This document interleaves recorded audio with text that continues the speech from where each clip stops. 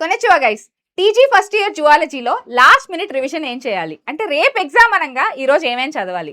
So guys very important thing ఏంటంటే మనందరికీ తెలుసు ఈ ప్యాటర్న్ 60 మార్క్స్కి మనకి 3 అవర్స్ పాటు టైం ఉంటుంది. సో ఈ ప్రొపోర్షనాలిటీ బాగా మ్యాచ్ చేసుకోవాలి అంటే ఫస్ట్ అండ్ ఫార్మోస్ట్ మీరు బాగా హై వెయిటేజ్ చాప్టర్స్ చూసుకోండి. కొత్త చాప్టర్స్ ఏవి చదవద్దు, అంటే మీకు అస్సలు రాని చాప్టర్స్ టచ్ చేయొద్దు, కొత్త క్వశ్చన్స్ ఏవి కొత్తగా టచ్ చేయొద్దు. ఎందుకంటే కొత్తగా 8 మార్క్స్ 4 మార్క్స్ ఇవి కూడా వస్తాయేమో. సో ఎందుకంటే మీరు ఆల్రెడీ బాగా ప్రిపేర్ అయినవి మర్చిపోయే ఛాన్సెస్ ఉన్నాయి, కొత్తగా ప్రిపేర్ అయినవి ఎగ్జామ్లో గుర్తు రాకపోవచ్చు. సో ఇప్పుడే ఫస్ట్ టైం ఈ క్వశ్చన్ చూస్తున్నామంటే అలాంటివి ఇప్పుడు లాస్ట్ మినిట్లో టచ్ చేయొద్దు. ఇంకొకటి స్టాండర్డ్ క్వశ్చన్స్నే ఫాలో అవ్వండి. రెగ్యులర్గా రిపిటేటివ్గా అడిగే క్వశ్చన్స్ ఐపీలో జనరల్గా అవే మళ్ళీ మళ్ళీ అడుగుతారు కాబట్టి. సో మీరు హై వెయిటేజ్ చాప్టర్స్ అంటే ఈ 2 చాప్టర్స్ ముందు ఫస్ట్ అండ్ ఫార్మోస్ట్గా చూసుకోండి. బయాలజీ ఇన్ హ్యూమన్ వెల్ఫేర్, అలానే cockroach.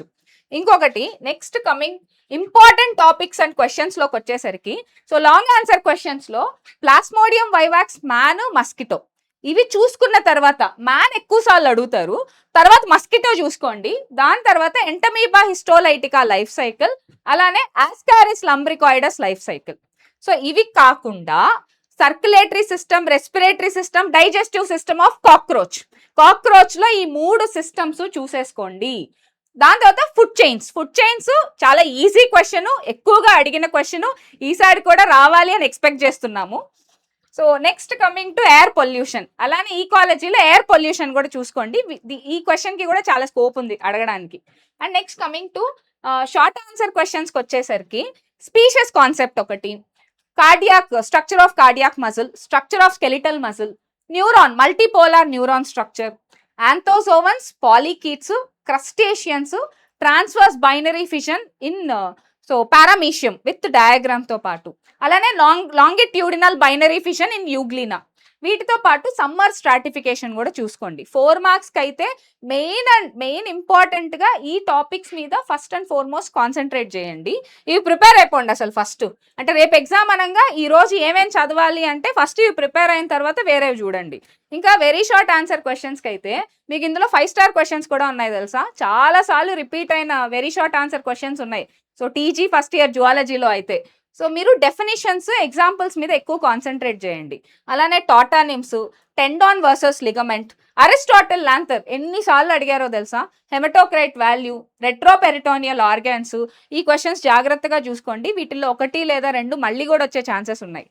And next coming to so ఇవే కాకుండా డయాగ్రామ్స్ చాలా క్రూషియల్. అందులో 8 మార్క్స్లో లైఫ్ సైకిల్ డయాగ్రామ్స్ అయితే మీకు ఫింగర్ టిప్స్లో ఉండాలి.